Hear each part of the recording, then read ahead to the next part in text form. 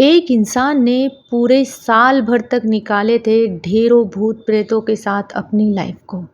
तो चलिए चलते हैं और इतनी भयानक और इतनी डरावनी सी स्टोरी हम सुन लेते हैं अभिमन्यु से। अभिमन्यु जिसने हमें ये स्टोरी लिख के दी है, उसकी दोस्त के साथ ये घटना घटी थी और उसने बताया है कि किस तरीके से उसने स्ट्रगल करा था और क्या-क्या उसके साथ हुआ था। तो कहानी को आगे बढ़ाने के पहले आप सभी से एक निवेदन है कि प्लीज़ अगर आप मेरे चैनल पे आए हैं तो प्लीज़ चैनल को सब्सक्राइब ज़रूर कर दीजिए। चैनल पे सब्सक्राइब करने के बाद आप मेरे चैनल पे हमारे मेंबर बन जाते हैं। इसी तरीके से अगर आपको मेरी वीडियो पसंद आती है तो लाइक और शेयर करना ना भूलिए। तो ये जो फैमिली मेंबर बनते हैं उसे काफ़ी ज़्यादा अच्छा लगता है। और चलिए कहानी को शुरू करते हैं और इसी तरीके से हम कहानी को शुरू करते हैं। अभिमन्यु ने बताया कि मेरा जो दोस्त था गौरव, वो गौरव जो था उसने इंजीनियरिंग पूरी कर ली थी। उसके बाद वो करीबन 1.5 से 2 साल तक जॉब के लिए अपनी अप्लाई कर रहा था, पर उसे कुछ हेल्थ इश्यूज़ के कारण उसे जॉब मिलने में दिक्कत आ रही थी। तो उसी कारण वो अपने जो शहर है वहाँ से देहरादून चला आया। जो उसका दूसरा दोस्त है जो अभिमन्यु, वो देहरादून में रहता था। तो देहरादून में उसने उसे बुला लिया था कि तुम यहाँ पर आ जाओ, कुछ ना कुछ जॉब तो मैं अरेंज कर दूँगा, छोटी-मोटी जो भी। पर उसकी जो गृह दिशा थी वो पता नहीं किस तरीके से ख़राब चल रही थी और उसे समझ ही नहीं आ रहा था कि जहाँ पर भी वो जाता था तो उस तरीके से उसे कुछ ना कुछ लॉस होता था। तो वही कारण से वो यहाँ पर आ गया था और यहाँ पर उसके दोस्त के साथ आने के बाद तुरंत ही उसने दूसरे दिन कहने लगा कि कैसी भी जॉब होगी वो मुझे चलेगी, पर मुझे अपने पेरेंट्स के लिए पैसे पहुँचाना है, क्योंकि उसके घर में कमाने वाला यही था। और वो जॉब के लिए इतना ज़्यादा बेचैन था कि कुछ भी जॉब होगी, मेरी पोस्ट से नीचे की भी होगी, मेरी एजुकेशन से नीचे की भी होगी, तो मैं करने को तैयार हूँ, बस मुझे जॉब चाहिए। अब जो जॉब थी उसे अभी तक तो नहीं मिली थी और अभिमन्यु भी ट्राई कर रहा था, पर उसने कहा कि इतनी बड़ी सिटी में इतनी जल्दी जॉब मिलना पॉसिबल नहीं है, पर मुझे 6 से 7 दिन लगेंगे, फिर भी मैं कोशिश कर रहा हूँ। जो गौरव था उसे यकीन नहीं हो रहा था कि किस तरीके से मुझे जॉब करनी चाहिए, कहाँ जाऊँ, क्या करूँ। इस तरीके से वो 2 दिन तो उसी के घर में बेचैन होकर निकाल दिए। अब तीसरा दिन था और उसे अर्जेंटली एक मैसेज आता है कि आपके लिए यहाँ पर जॉब है। मीन्स के कुछ जो सोशल मीडिया रहता है उस पे एक ऐड जैसा आता है। तो वो ऐड देखकर वो जगह पर पहुँच जाता है और अब वो वहाँ पर अभी गया नहीं था, पर हाँ उस जगह के लिए निकलने के लिए तैयार हो जाता है। अभिमन्यु जो था वो जॉब के लिए जॉब पे ही था, तो उसे वो बताता नहीं क्योंकि इसके पास फ़ोन नहीं था। तो ये कहता है कि आज के आज में मैं इंटरव्यू दे देता हूँ, कभी हो सकता है कल ज़्यादा लोग आ जाए या कोई और सिलेक्ट हो जाए, तो मैं बिना बोले ही चले जाता हूँ। तो ये वहाँ पर बिना बोले निकल जाता है वहाँ के जाने के लिए। अब जो रास्ता था वो काफ़ी ज़्यादा दूर था, तो वो उसके जो टैक्सी से सबसे पहले वो टैक्सी से वहाँ तक पहुँचता है। अब वहाँ पर उसे टैक्सी वाले ने छोड़ दिया। छोड़ने के बाद करीबन उसे 2.5 से 3 किलोमीटर अंदर और जाना है। तो 2.5 से 3 किलोमीटर दूर जाने के लिए उसके पास कुछ भी साधन नहीं था और करीबन सुबह जब वो दिन में निकला 2 से ढाई बजे के करीब, तो उसे पहुँचते करते शाम हो गई थी। मीन्स के 4:30 से 5 बज गई थी। अब वो 2.5 किलोमीटर जब चलेगा तो अंधेरा हो जाएगा। तो चलते-चलते उसे एक अंधेरा-सा महसूस होने लगा, क्योंकि ठंड का टाइम था, तो मौसम भी काफ़ी जल्दी बदलता है। उसे साढ़े 5 से साढ़े 6 के बीच में अंधेरा-सा महसूस होने लगा और एक डर भी महसूस होने लगा। वो बताता है कि हर जगह उसे एकदम सूनापन महसूस होने लगा था, अजीब-सी आवाज़ें आने लगी थी, पर उसने सब चीज़ों को इग्नोर किया और उसने उसकी जो मंजिल थी वहाँ पर पहुँचना था। वहाँ पर उसे रास्ते में कोई भी नहीं दिखा। उसने इन सब चीज़ों पे ध्यान नहीं दिया, पर हाँ, उसने बताया कि मुझे एक इंसान भी वहाँ पर मौजूद नहीं दिखा। पर थोड़ी ही देर में उसमें इसके मन में एकदम जान में जान आई कि एक सिक्योरिटी गार्ड है और एक काफ़ी बड़ी इंडस्ट्री है। मीन्स के फैक्ट्री जैसी काफ़ी ज़्यादा बड़ी मल्टी जैसी बनी हुई है। अब यहाँ पर वो खुश हो जाता है कि चलो वह जहाँ पर मुझे जाना है वो तो यहाँ है और चौकीदार भी बाहर है। इसने हंस के चौकीदार से क्वेश्चन किया तो चौकीदार ने कहा कि आप अंदर जाइए, अंदर चल रहा है इंटरव्यू। तो वो अंदर चला जाता है।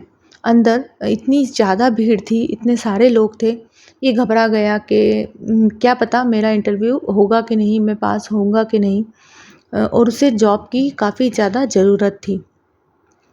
अब उसने बताया कि उसे यकीन नहीं था कि 5 से 10 हज़ार की मुझे जॉब भी मिलेगी कि नहीं, क्योंकि सैलरी अभी मेंशन नहीं थी, पर इसने कहा कि अगर 5 या 10 हज़ार की भी जॉब होगी तो वो भी मैं करने के लिए तैयार हूँ। तो वो जैसे ही जाता है इंटरव्यू देता है, अभी सब लोगों ने इंटरव्यू दे दिया था और उसकी बारी थी और इंटरव्यू में वो पास हो जाता है।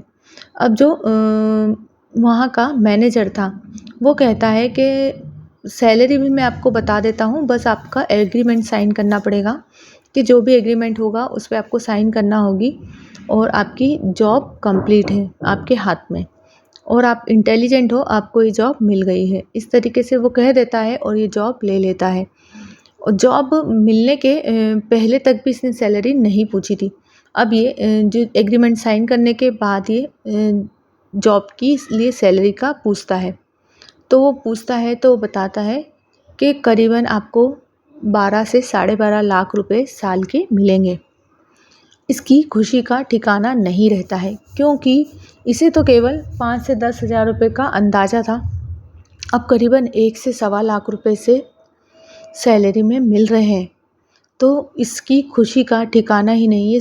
उससे बार बार क्वेश्चन करता है कि क्या सही में मेरी जॉब लग गई है और इतनी ज़्यादा सैलरी है? तो वो बोलता है हाँ ठीक हाँ। तो उसके बाद वो एक चीज़ और बताता है कि तुम्हें एग्रीमेंट करना है कि पूरा साल तुम्हें इधर ही रहना है, यहाँ पर जो भी चीज़ें होती है वो बाहर नहीं जाती है। मीन्स कि तुम्हें जो भी जॉब करना है या जो भी काम तुम्हें मिलेगा वो इस जगह से बाहर नहीं जाता है, काफ़ी सीक्रेटली ये काम होते हैं। तो वो हाँ कर देता है, क्योंकि सैलरी तो उसने सोची भी नहीं थी। उसने सोचा था 12 साल में भी मैं इतने का पैसे कमा नहीं सकता हूँ जितने ये कमा रहा हूँ, और आज से करीबन 10 से 12 साल पहले की बात है, तो ये पैसे और भी ज़्यादा वैल्यू रखते थे।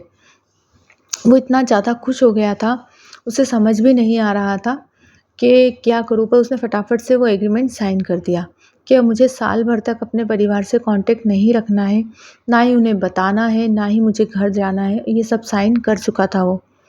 पहला दिन होता है, वो काफ़ी खुश होता है, मैनेजर उसे सारे काम समझा देता है। दूसरा दिन होता है और ऐसे ही करते-करते पूरा महीना बीत जाता है।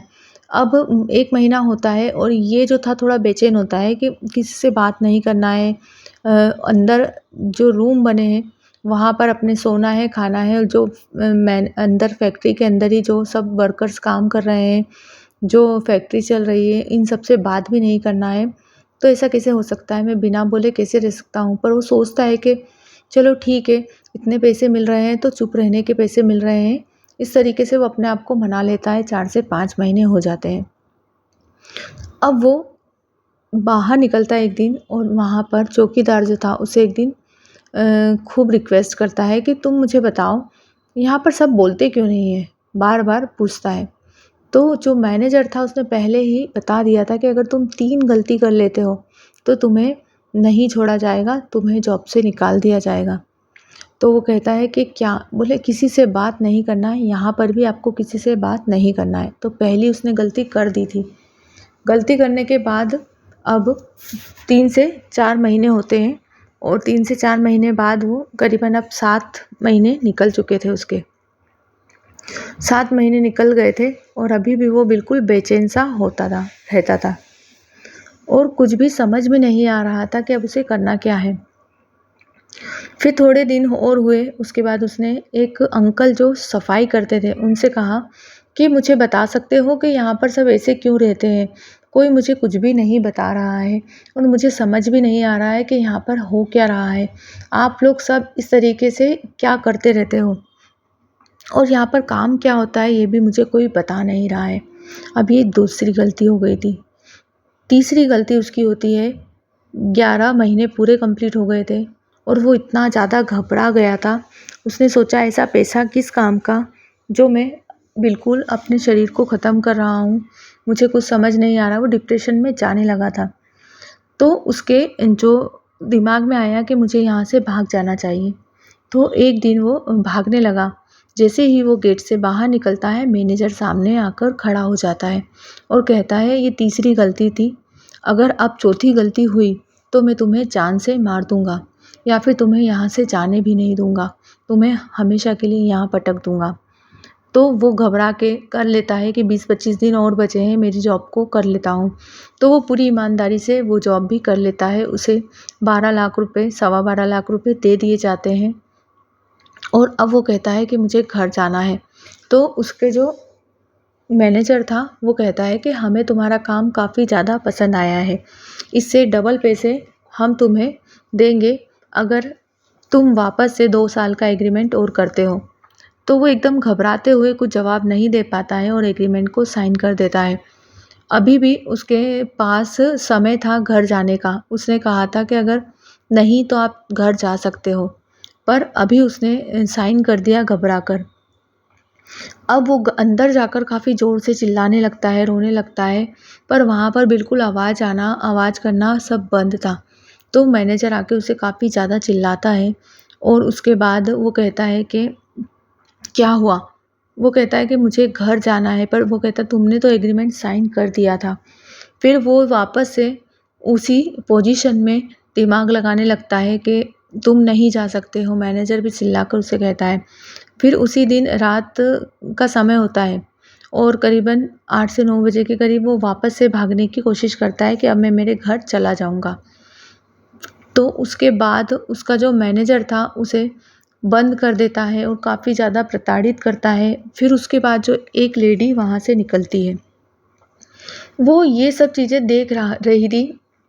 उसने कहा कि अगर तुम भाग सकते हो तो भाग जाओ, अगर तुमने पीछे मुड़ के देख लिया तो तुम्हें ज़िंदगी भर यहीं इन लोगों की तरह रहना होगा। और ये जो लोग रह रहे हैं, ये कोई नॉर्मल नहीं है, ये भी तुम्हारी तरह यहाँ पर बस चुके हैं, अब ये ज़िंदगी भर यहीं पर रहेंगे और हम लोग नॉर्मल नहीं हैं, हम इंसान नहीं हैं। उसके बाद तो उसने जो भागना चालू करा और भागते-भागते एक सड़क के किनारे तक आ गया और वो बताता है कि वो एक्सपीरियंस उसने उसकी लाइफ में कभी भी सोचा नहीं था। उसके बाद वो उसके दोस्त के घर चला जाता है और बताता है कि मेरे साथ ऐसा-ऐसा हुआ था, मुझे साल भर तक एक कैद की तरह रखा था और पैसे लेकर भी आता है वहाँ से वो। पर उसके बाद वो बताता है तो उसका दोस्त यकीन नहीं करता है, पर उसका दोस्त बोलता है कि मुझे वो जगह बताओ। फिर थोड़ा समय होता है और वो दोस्त को जब वो जगह बताने जाता है तो वहाँ पर कोई फैक्ट्री नहीं थी, कुछ भी नहीं था। फिर उसके दोस्त ने बताया कि तुम देहरादून की इस जगह पर आए थे? तो कहता हाँ। तो वो बोलता है यहाँ तो करीबन 500 से 700 साल पुराना कब्रिस्तान है, यहाँ पर लोग आने से डरते हैं, तुम किस तरीके से यहाँ आ गए? उसी जगह पे मैनेजर दूर से देखकर उसे हंस रहा था। वो समझ जाता है कि यहाँ पर वही चीज़ है जिससे मैं डर रहा था। फिर उसके बाद से वो कभी भी वहाँ पर नहीं गया और उसने कहा कि यहाँ से तुरंत चलो, मैं समझ गया कि मेरे साथ क्या हुआ था और क्या नहीं। फिर उसने घर आके बताया कि मैं एक भूतों के साथ पूरी साल भर अपनी लाइफ को बिता चुका हूँ और उन लोगों का काम कर चुका हूँ। इस तरीके से उसने काफ़ी ज़्यादा चीज़ों को सोचना चालू कर दिया था। फिर वो कभी भी देहरादून लौट कर नहीं आया। उसके बाद वो अपने होम टाउन चला गया और वहाँ से वो कभी भी नहीं आया और उसकी लाइफ जो थी वो तो सेटल हो चुकी थी, क्योंकि उसने काफ़ी अच्छे से 1 साल में पैसे कमा लिए थे। पर उसके बाद उसे कभी कोई प्रॉब्लम नहीं आई, पर वो 2 साल और फँस जाता अगर वो वहाँ से भागता नहीं तो। वीडियो कैसी लगी मुझे सब्सक्राइब ज़रूर कीजिए, लाइक और शेयर करना ना भूलिए। Thanks for watching.